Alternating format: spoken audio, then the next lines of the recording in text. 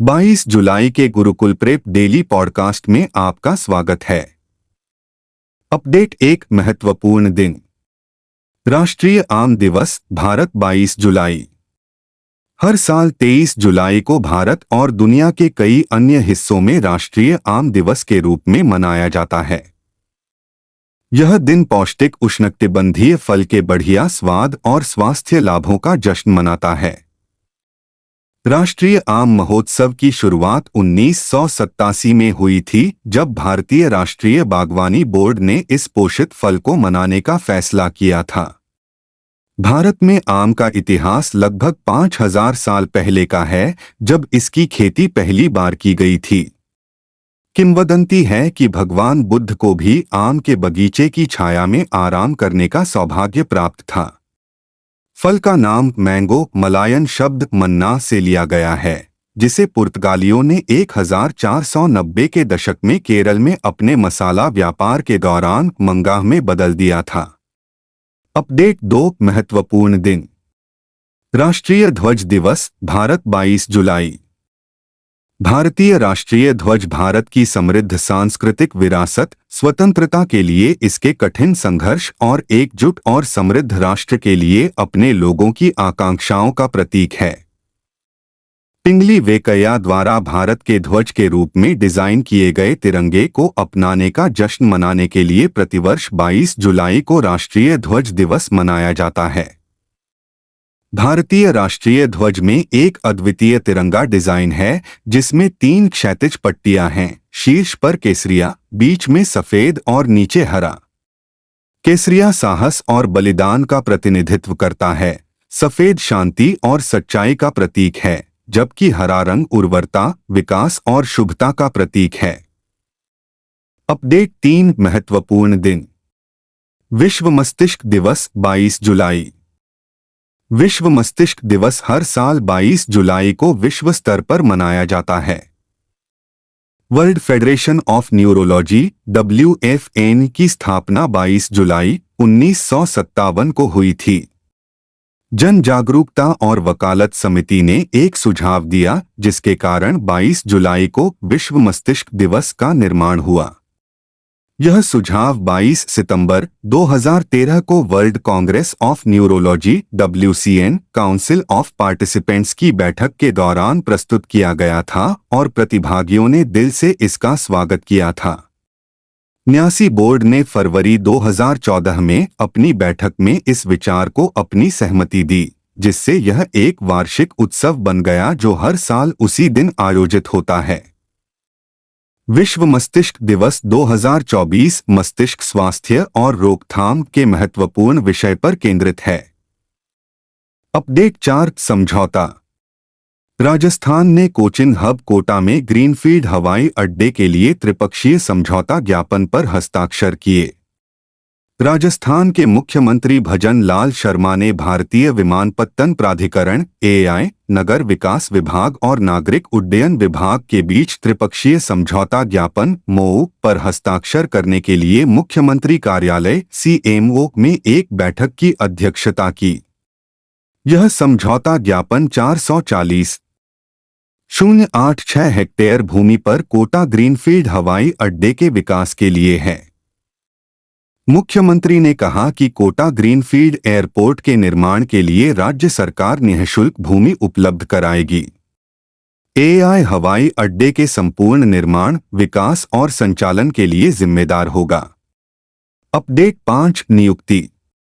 विनय क्वात्रा को अमेरिका में भारत का नया राजदूत नियुक्त किया गया। रूस के साथ भारत के संबंधों और कई अन्य मुद्दों पर अमेरिका के साथ मतभेदों के बीच भारत ने घोषणा की है कि वह विनय क्वात्रा को भारत के नए राजदूत के तौर पर वाशिंगटन भेजेगा। विदेश मंत्रालय के एक बयान के अनुसार श्री क्वात्रा जल्द ही कार्यभार संभालेंगे। श्री क्वात्रा का आगे का बड़ा कार्य नवंबर में आगामी अमेरिकी राष्ट्रपति चुनावों का आकलन करना और नए प्रशासन के साथ जुड़ना होगा। उनसे क्वाड शिखर सम्मेलन के लिए अमेरिकी राष्ट्रपति जोसेफ बाइडेन की संभावित यात्रा की तैयारी करने की भी उम्मीद की जाएगी, जिसकी मेजबानी भारत इस साल के अंत में करने वाला है। अपडेट 6 पुरस्कार। RRR स्टार रामचरण को Indian film festival of Melbourne 2024 में सम्मानित किया जाएगा। Superstar Ram Charan Indian film festival of Melbourne IFFM में सम्मानित अतिथि होंगे, जहां उन्हें भारतीय सिनेमा में उनके शानदार योगदान के लिए भारतीय कला और संस्कृति के राजदूत से भी सम्मानित किया जाएगा।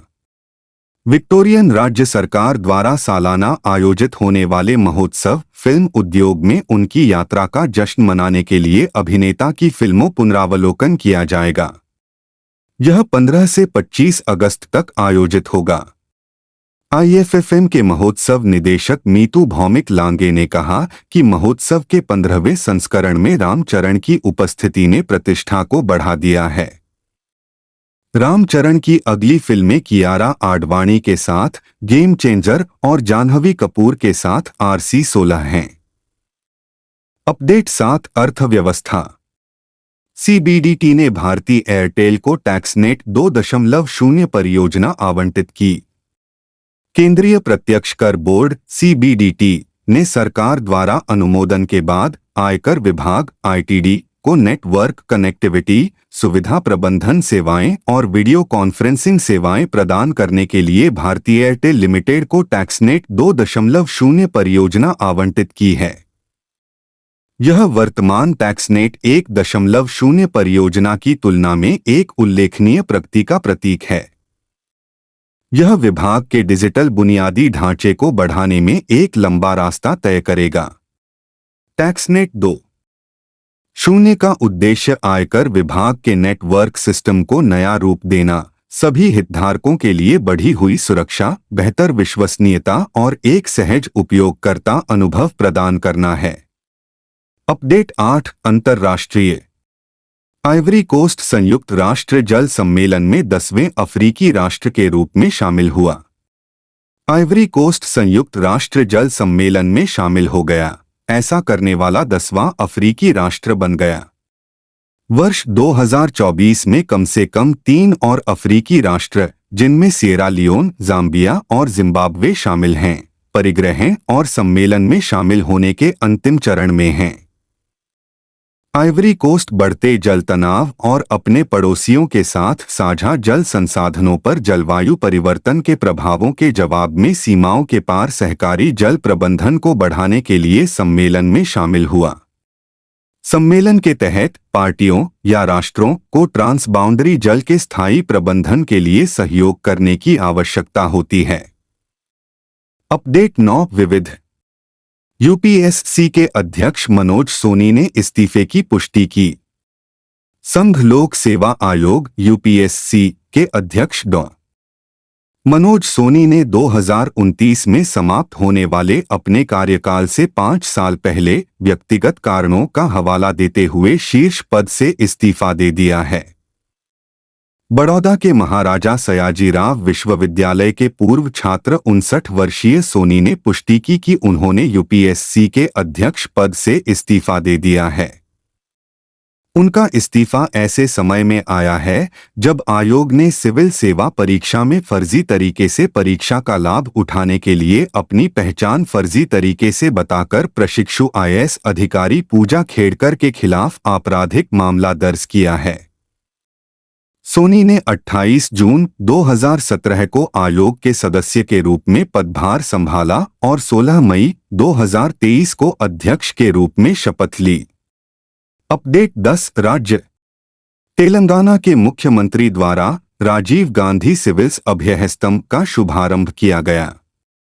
तेलंगाना के मुख्यमंत्री रेवंत रेड्डी ने तेलंगाना के सिविल सेवा उम्मीदवारों को वित्तीय सहायता प्रदान करने के लिए एक अनूठा कार्यक्रम शुरू किया, जिसके तहत मेंस परीक्षा के लिए अर्हता प्राप्त करने वाले उम्मीदवारों को तैयारी के लिए 1 लाख रुपए प्रदान किए जाएंगे।